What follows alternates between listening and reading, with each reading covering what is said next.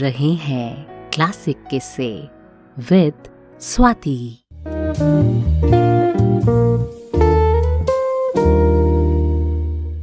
अपनी मर्जी से कहाँ अपने सफर के हम हैं, रुख हवाओं का जिधर है उधर के हम हैं। निदा फाजली का ये शेर समर पर बखूबी जच रहा है हाल फिलहाल की उसकी स्थिति को देख के। हेलो हाय, मैं हूँ स्वाति, किस्से सुनाती हूँ, कहानियाँ सुनाती हूँ, पोइट्री सुनाती हूँ और फिलहाल आपको जो कहानी सुना रही हूँ उसका नाम है फेब्रुअरी नोट्स। पता ही चल गया होगा आपको, लिखा है इसको पवन विजय जी ने। और पिछले एपिसोड में आपने सुना कि किस तरह अपने अंदर द्वंद करते करते वो चाहता है कि आरती उससे दूर चली जाए, लेकिन एक तरफ उसका मन करता है कि आरती हमेशा उसी के साथ रहे। और इसी द्वंद को चलिए आगे बढ़ाते हैं, देर नहीं करते हैं, कहानी को शुरू करते हैं।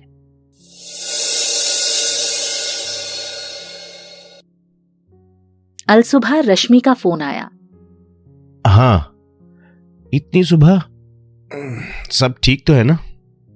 समर ने आंखें मलते हुए पूछा। यार, एक ख्वाब देखा जैसे कोई मेरा गला दबा रहा हो और मैं ना चिल्लाना चाहती हूं, मेरी आवाज ही नहीं निकल रही है और तुम दूर खड़े होकर बस देख रहे हो। एकदम सुबह सुबह देखा यार। सब कहते हैं कि भोर का सपना सच होता है और घबराहट में मेरी नींद खुल गई और मैंने तुम्हें फोन कर दिया। कभी कभी हाथ सीने पर रखकर सोने से ऐसे सपने आते हैं। अब सो जाओ, आराम से उठना। अब क्या सोऊंगी यार, तुम्हारी बहुत याद आती है। बिना तुम्हारी बाहों के मुझे नींद कहाँ आती है। चलो तुम सो जाओ। अच्छा, अभी 5 ही बजे हैं, तुम्हें ऑफिस भी जाना होगा, दिन में करूंगी फोन। हाँ ठीक। फोन डिस्कनेक्ट हो गया, पर समर की आंखों से नींद गायब थी। उसने सोने की कोशिश की, पर ढाक के 3 बात। फिर उसने लैपटॉप खोला और ऑफिस की फाइलें देखने लगा। थोड़ी देर में उसकी आंखें बोझिल होने लगी और वो एक तरफ पसर गया।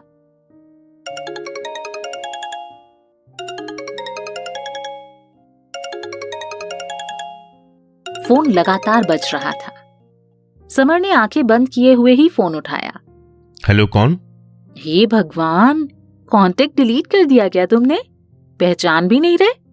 मैं आरती बोल रही हूँ, कहाँ हो? समर चौंक गया।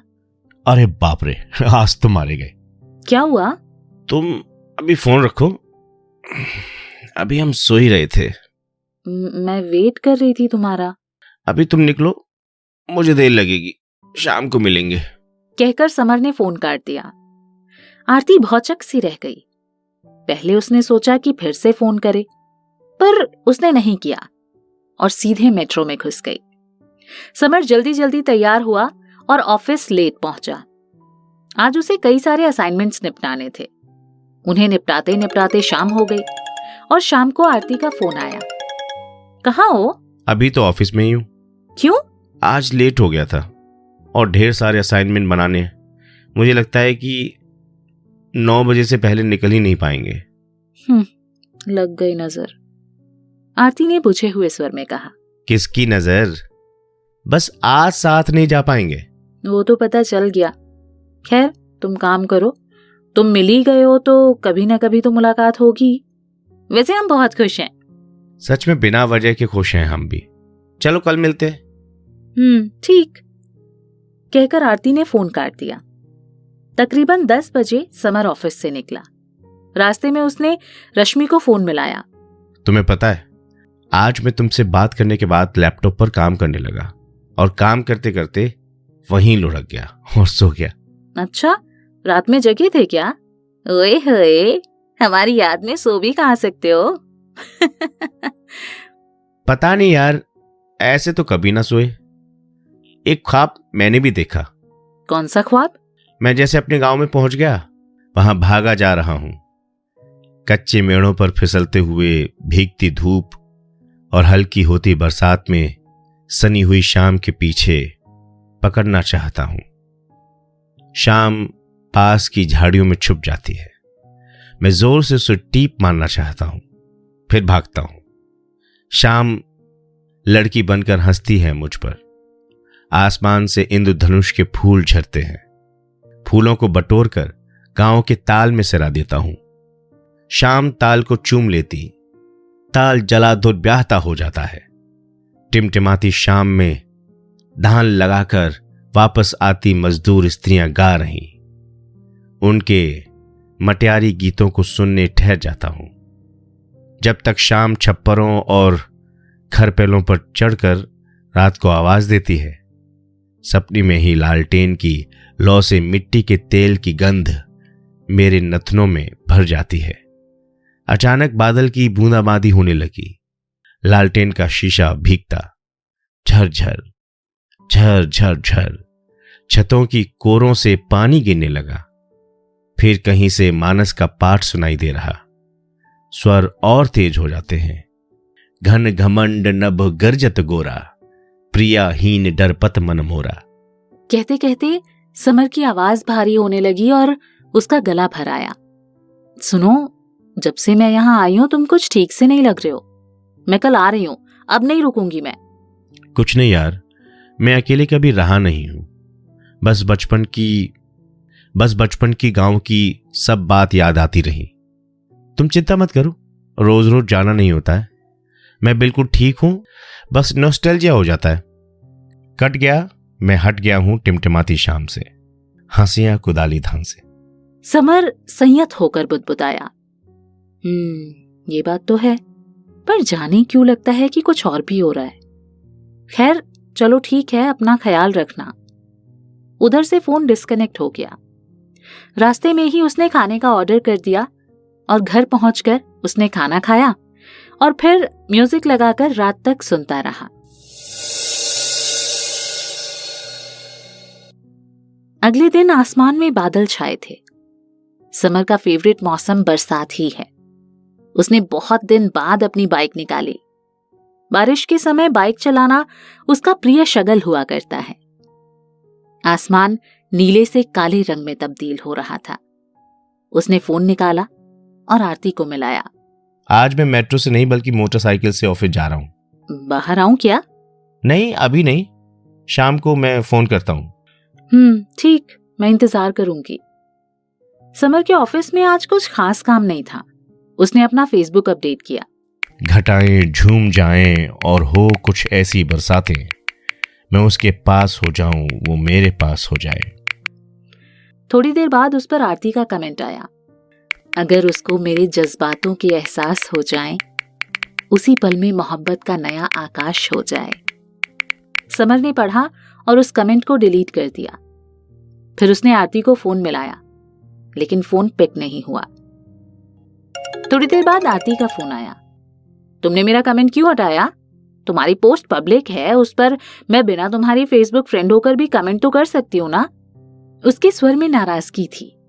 तुम तो यार छुपी रुस्तम निकली। मुझे बताया नहीं कि तुम भी कविता करती हो।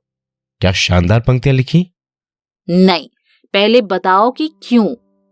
आरती, तुमने पहले कहा था कि हम इस क्यों को अपने बीच में नहीं लाएंगे। आरती कुछ नहीं बोली। अच्छा, नाराज नहीं हो, शॉर्ट लीव ले लेना। मैं जंगपुरा ही आ जाऊंगा, फिर साथ चलेंगे। कितने बजे? करेक्ट 3 बजे में डीपीएस आ जाऊंगा। ठीक, मैं इंतजार करूंगी। ठीक 3 बजे समर डीपीएस पर आ गया। आरती पहले ही दरवाजे से बाहर निकल आई थी। समर ने बाइक अक्षरधाम मंदिर की तरफ मोड़ दी। मुझे बरसात का मौसम बेहद पसंद है। मुझे भी। कुछ खाने को है? है ना, बहुत कुछ है। वेज खाने का मन है या नॉन वेज? अरे नॉन वेज तो मैं खाता नहीं। तुम खाती हो क्या? पर आज मन कर रहा है नॉन वेज खाने का। आरती ने चिढ़ाया। ऐसा है तो मैं KFC छोड़कर हम घर चले जाएंगे, तुम आराम से खाना। तुम कितने चिढ़कू हो ना, तुम्हें चिढ़ाने में बड़ा मजा आता है। अरे मैं नॉन वेज नहीं खाती, पर अंडे खा लेती हूँ। तुम धर्म भ्रष्ट करोगी मेरा। सुनो ना, ये दिमाग को कहो ना, कुछ समय के लिए चुप हो जाए। मुझे तुम्हारी धड़कनों से बात करनी है।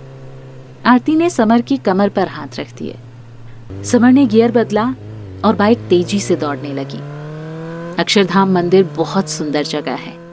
सुकून, शांति और खाना तीनों यहाँ उपलब्ध है। दोनों दर्शन के बाद म्यूजिकल फाउंटेन के किनारे बैठ गए। समर आरती की गोद में सिर रखकर लेट गया। वो कभी उसके माथे पर तो कभी उसके बालों पर हाथ फिराती रही। दोनों खामोश थे। आरती, आई लव यू। समर ने उसकी हथेलियों को अपने सीने पर रखते हुए कहा। आसमान के बादल आरती की आंखों में बरसने लगे। चलो कुछ खाते हैं। थोड़ी देर बाद समर बोला, थोड़ी देर और, मुझे देखने दो ना तुम्हें इतने करीब से। समर ने मुस्कुराकर आरती का दुपट्टा खींचा और अपने चेहरे पर डाल लिया। अरे मेरी शर्मीली दुल्हन। थोड़ी देर बाद समर उठा और आरती का हाथ पकड़कर उठाने लगा। चलो खाना खाते हैं, टाइम भी हो रहा है। यार ये टाइम इतनी जल्दी क्यों निकल जाता है? आइंस्टाइन का सापेक्षता सिद्धांत पढ़ा है? नहीं, जॉन कीट्स को पढ़ा है, और टू नाइटिंगेल। वो तो हमने भी पढ़ा है। हम लोगों ने इंग्लिश लिटरेचर पढ़ाने वाले मास्टर साहब का नाम लीथ वॉट रख दिया था। क्यों? और टू नाइटिंगेल में जॉन कीट्स जिस नदी का जिक्र करता है उसका ही नाम लीथ वॉट था। हमारे मास्टर साहब बड़ी जोर लगाकर ली दी वर्ड बोलते थे। समर और जोर से हंसने लगा। आरती भी मुस्कुराने लगी। सुनो, आज से तुम मेरे नील हो, नीले आसमान से, विशाल नीले समंदर से भी गहरे। समर की गले में आरती ने बाहें डाल दी। खाना खाने के बाद समर ने कहा, चलो मैं तुम्हें घर छोड़ाऊं। अभी मुझे यमुना को बारिश में भीगते दिखाने चलो। देखो ना, बारिश होने ही वाली है। आरती बाइक पर बैठते हुए बोली। घर पर क्या कहोगी? अरे कह दूंगी ना, कुछ भी झूठ। पर तुम तो झूठ बोलती नहीं। समर ने बाइक को यमुना के कछार की तरफ मोड़ते हुए कहा, मैं केवल इतना जानती हूँ कि मेरा सच तुम हो, बाकी सब झूठ। आरती ने समर की कमर पर फिर से अपने हाथ रख लिए। समर पुलक उठा।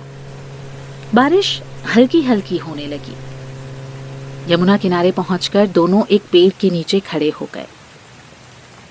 देखो यमुना कितनी शापित है। कालिया नाग द्वापर से वापस इस युग में आ गया है। समर ने यमुना के झाग को देखते हुए कहा, यमुना का कृष्ण उसे छोड़कर चला गया है ना, इसलिए। अगर कृष्ण होते तो कालिंदी इस तरह कभी न होती। नील, तो मुझे छोड़ के तो नहीं जाओगे ना?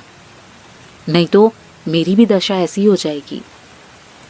आरती समर के वक्ष पर अपनी उंगलियां फिराते हुए बोली।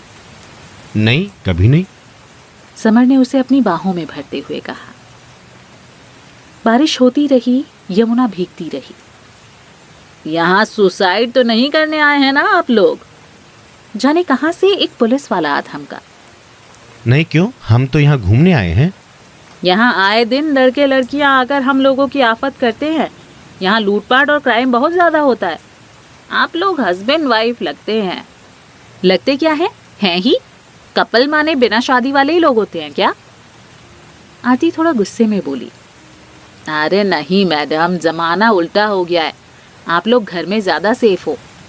आप पुलिस वाले होकर ऐसी बात करते हो? हकीकत बता रहा हूँ, बाकी आपकी मर्जी। चलो नील, दिल्ली पुलिस का वश बदमाशों पर नहीं चलता, बस हम जैसों को ही उपदेश देंगे ये। कहते हुए आरती ने समर को बाइक स्टार्ट करने को कहा। पूरब में घुमड़ते बादल गहराते जा रहे थे। यमुना का कछार अभी खत्म नहीं हुआ था कि हल्की हल्की बूंदें तेज बहती हवाओं के साथ समर के चेहरे पर पड़ने लगी। बाइक की रफ्तार तेज थी। आरती के काले बाल खुलकर हवा में लहराने लगे। एक्सेलरेटर पर दबाव बढ़ाने के अनुपात में ही समर की कमर पर आरती की बाहों की कसावट बढ़ती जा रही थी। कछार पीछे छूट गया। सामने सागौन के दरख्त सड़क के दोनों तरफ हवाओं में झूमते नजर आए। बाइक सड़क पर फर्राटा भर रही थी। अभी तक समर सिर से लेके पैर तक भीग चुका था। ठंडी हवाएं बदन को छूकर बर्फ बनाने पर तुली हुई थी। पर आरती के धड़कनों की गर्माहट से उनका मकसद बार बार असफल हो जाता। आखिर बादलों के सब्र का पैमाना छलक पड़ा। जोर से बिजली गिरी और बारिश तेज हो गई। समर के कानों में हल्की सी आवाज आई, बाइक रोक लो, फिसलने का डर है। उसने पीछे मुंह करके कहा, अब भी फिसलने का डर है तुम्हें? आरती ने मुस्कुराकर सिर समर की पीठ पर टिका लिया। बाइक अपनी रफ्तार से भागती रही। खूब अंधेरा सा छा गया। सड़क पानी से भर गई। समर ने बाइक को पहले गियर में डाला और कभी एक्सेलरेटर लेते हुए, कभी पैर नीचे टिकाते हुए संभाल कर चलाने लगा। आरती उससे लता से लिपटी कभी अपने गीले बालों को पीछे कर रही थी, कभी अपने मुंह से पानी हटा रही थी और कभी समर के मुंह से पानी साफ कर रही थी। उसके गीले गीले गेसुओं को देखकर समर ने एक शेर कहा, बरसात का मजा तेरी गेसू दिखा गए, अक्स आसमान पर जो बड़ा अब्र छा गए। आरती ने उसकी पीठ में एक चिकोटी काट ली। वो हंसने लगा। थोड़ी देर बाद बारिश मध्यम पड़ी। सागौन के पेड़ों के पार धान के खेत दिखे। धान के पौधे पानी में डुबकी लगाकर पुलकित हो उठे थे। सड़क से लगा एक कच्चा रास्ता था, जहां से थोड़ी दूर एक छप्पर था। समर ने बाइक वहीं रोकी और आरती का हाथ थामे कच्चे रास्ते पर चल दिया। रास्ते पर घास थी, इस वजह से चलने में दिक्कत नहीं थी। वहां छप्पर में एक बूढ़ा अंगीठी पर चाय उबाल रहा था। कोयले सील गए थे, पर बूढ़ा अंगीठी फूंक फूंक कर आग को जलाए रखने का प्रयास जारी रखे हुए था। बाबा चाय कैसे पिलाएंगे? उसने उन दोनों को देखा और मुस्कुराया। बोला, चाय पिलाता हूं बेटा, बैठो। एक गीली बेंच पर वो लोग बैठ गए। आरती अपनी चुन्नी निचोड़ने लगी। वो बूढ़ा तेजी से अंगीठी में फूंक मारने लगा। आरती के होठ ठंड से कांप रहे थे। समर ने कहा, बाबा जल्दी। बूढ़े ने आरती को देखा, फिर उसने चाय में कूची हुई अदरक डाली और छान कर उसे दे दिया। वो प्याली में चाय पीते रहे। थोड़ी गर्माहट आई। छप्पर से पानी टपक रहा था। अंगीठी के धुएं की आड़ से बूढ़ा एकटक उन्हें देखे जा रहा था। चाय पीने के बाद समर ने उसे पैसे देने चाहे, पर उसने नहीं लिया। बोला, अरे नहीं बेटा, तुम लोग इस चाह को याद रखना। मैं जानता हूं कि कौन चाय पिएगा और कौन चाह। हमको एक दूसरे को चाहने वाले लोग बहुत अच्छे लगते हैं, इसीलिए उन्हें मैं मुफ्त में पिलाता हूं। वो मुस्कुराया। पानी बंद हो गया था। शाम होने को थी। बादल पतले होकर लाल होने लगे। थोड़ी देर में समर की बाइक शहर में दाखिला ले रही थी।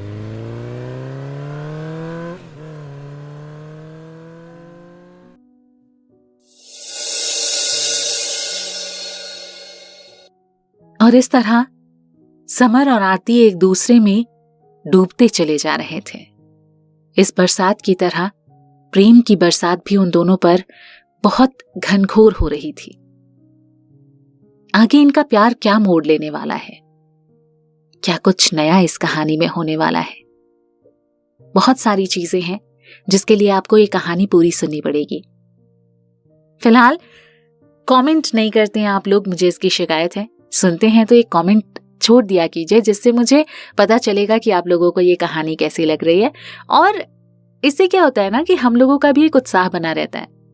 जो पढ़ने वाले लोग हैं उनको लगता है कि नहीं, लोगों को पसंद आ रही है, तो वो और अच्छा करने की कोशिश करते हैं। तो बस एक छोटी सी गुजारिश है कि अगर कहानी अच्छी लग रही है तो अपने जानने वालों के साथ भी शेयर कीजिए, और साथ ही साथ एक कमेंट छोड़ दिया कीजिए, एक नोट, फरवरी ना सही दिसंबर नोट सही। चलिए फिलहाल लेती हूँ अलविदा, फिर मिलूंगी अगले एपिसोड में। बाय।